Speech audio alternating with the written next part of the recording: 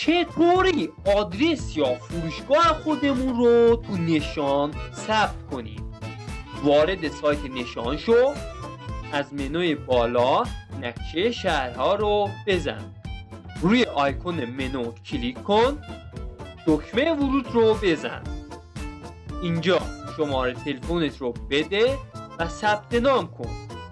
بعد بیا منو رو بزن، روی لینک افزودن مکانی که در نقشه نیست کلیک کن، محلی که میخوای ثبت کنی رو پیدا کن و نشان رو درست بذار روی اون مکان.